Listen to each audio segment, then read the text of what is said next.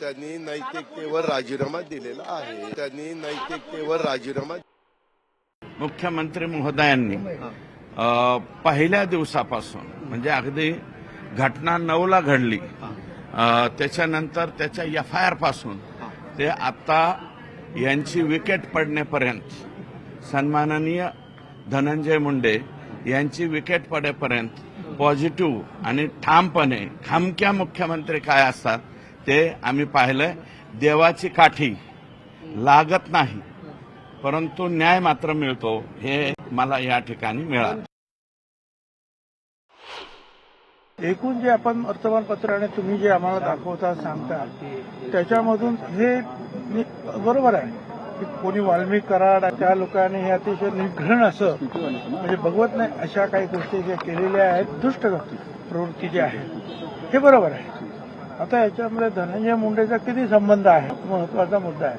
पण ते काही का असेल ना, त्यांच्यावर होणारे जे आरोप पाहून त्याने स्वतःहून नैतिकतेला धरून तो राजीनामा.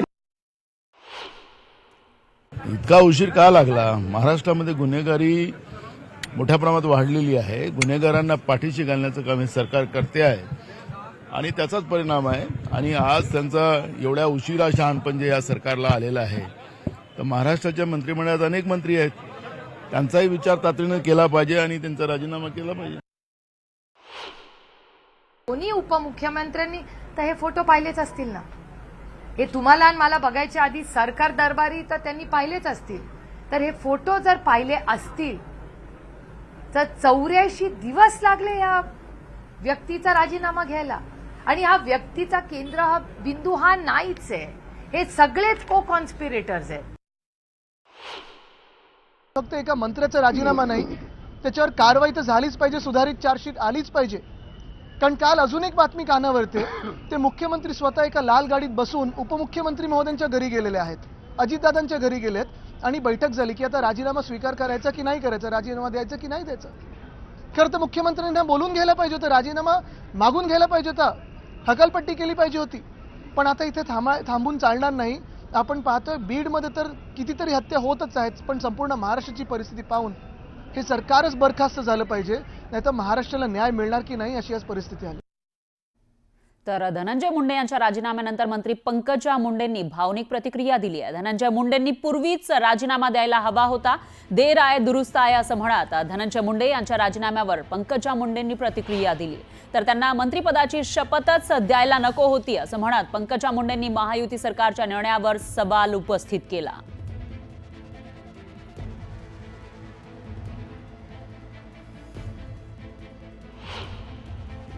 धनंजय मुंडेंचा राजीनामा झालाय, मी त्याचंही स्वागत करते.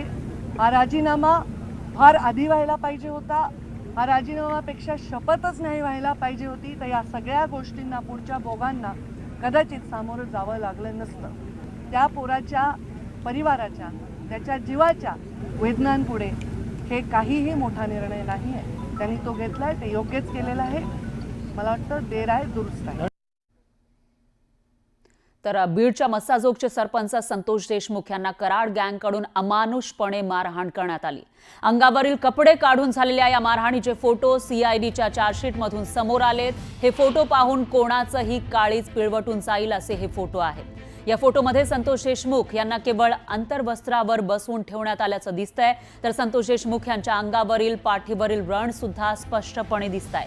अर्धमेल्या अवस्थेमधील संतोष देशमुख यांना बसवून ठेवून आरोपींनी त्यांच्यासोबत सेल्फी काढलेला व्हिडिओ काढत असलेले सुद्धा ते दिसून येत आहेत.